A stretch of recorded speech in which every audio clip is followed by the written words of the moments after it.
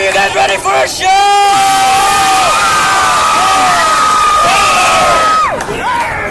The man that has made this possible for the last 8 years is about to perform.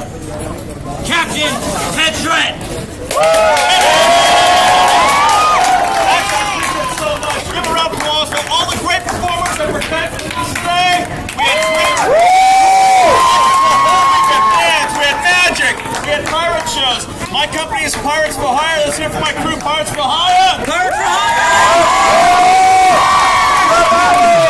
And now, yeah, you love Alan. Alan's great, isn't he?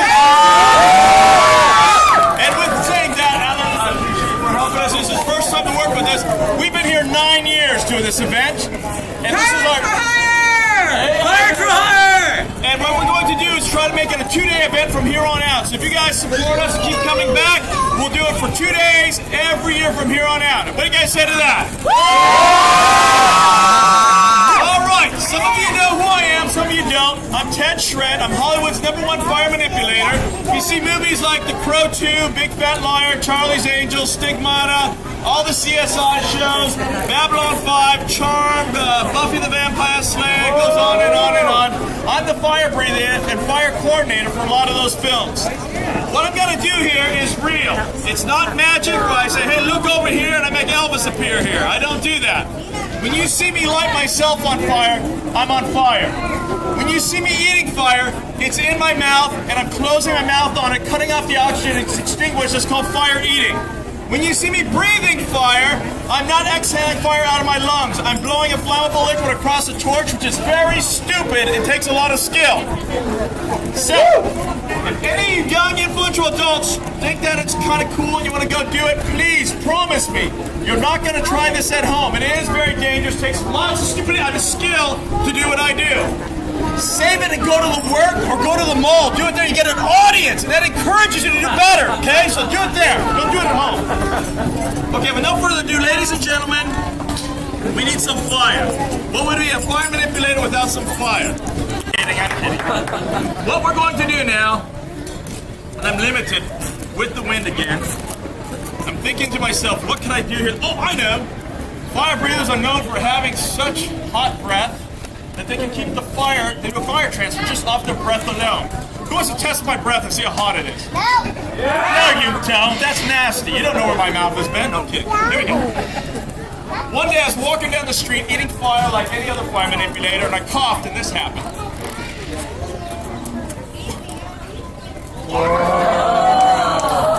One more time for the slower crowd. I'll do it slower for you, okay? Here we go.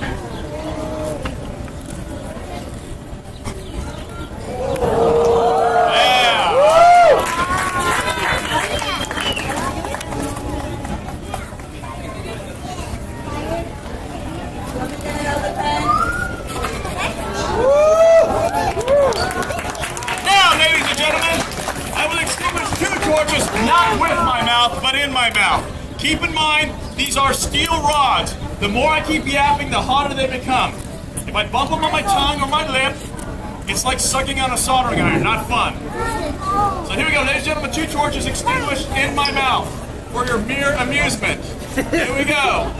And I smell funnel cakes. You guys want to rush in and get a funnel cake? You don't have to. Just checking. I just want to be hospitable to you. Here we go. Okay.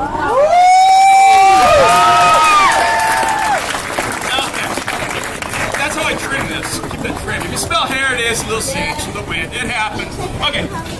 The other thing I've been known to do, if you saw the movie The Crow 2, not the good one that Brandon Lee was in, God rest his soul. It was the sucky one, the second one. I was in that one. All right, the second one, the director kept saying, Ted Shred, great fire manipulate, but he didn't say great. He just sounds good to me. But he said, Ted Shred, idiot with the fire. Try to hit that scaffolding up there. Blow fire right there. That's during the street scene with the Day of the Dead celebration. So try to hit that scaffold. I want that angle. I said, all right. So after about 20 blasts and then filming, the scaffolding caught on fire. They said, whoa, hold it. We didn't think you were going to actually hit it. I stood where I was at, and they went up to the scaffolding and measured it. 28.5 feet, which is about from here to that. And with that, they checked the Guinness Book of World Records. The world record at the time was, I think it was either 12 or 13 feet. To this day, I think it's at 18 or 19 feet. So 20 and a half is still a pretty good record. We've asked Guinness on several occasions to come out, and we paid them to come out to do a Guinness Book of World Record with me.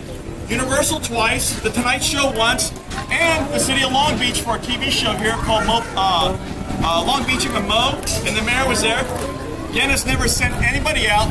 They refunded, I think, 2 of the checks that we sent them, and they will not take the Guinness Book of World Records until we have one of their people see it, witness it. So I am the unofficial world record holder.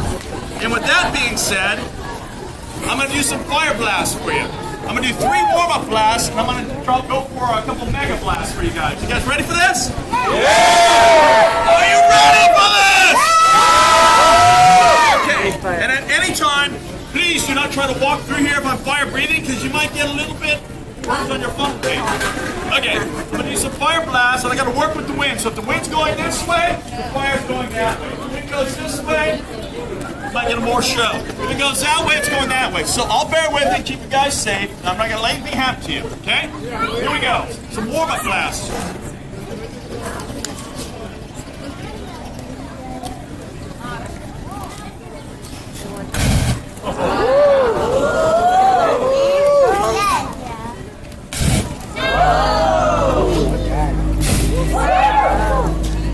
That's the Queen Mary. Fire breathers don't sound like that. Just had to let you know. They're like, hey, he let one slide by. Kidding. It's not that kind of show. Kids, don't try that at home. Don't light your farts. You see couches catch on fire that way. You don't want to do that. It's not that fun. All right, here we go. Some more fire here. Let's go for some mega blasts. You guys ready for that? Yeah! Not ready yet.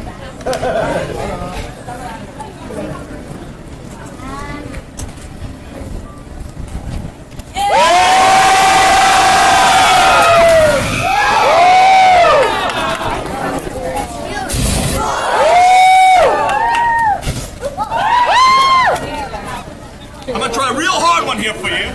Let me get a little more fuel on this. It gets really hot. Whoa! No, I'm kidding.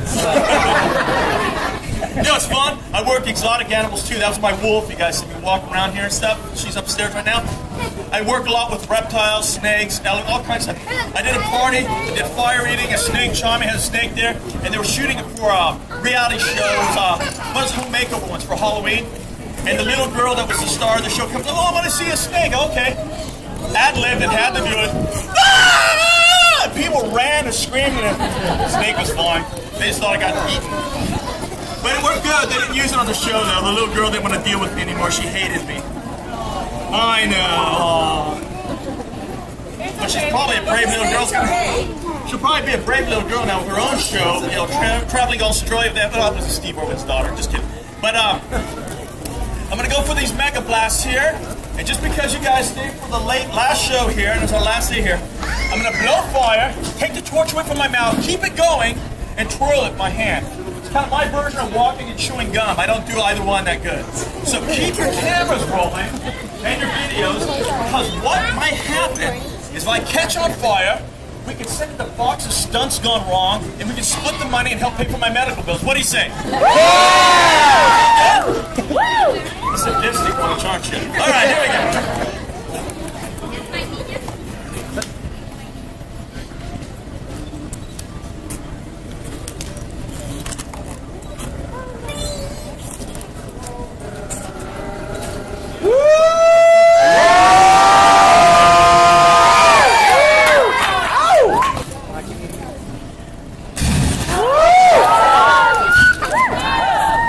Let's give another good one here. Let's go for a good blast.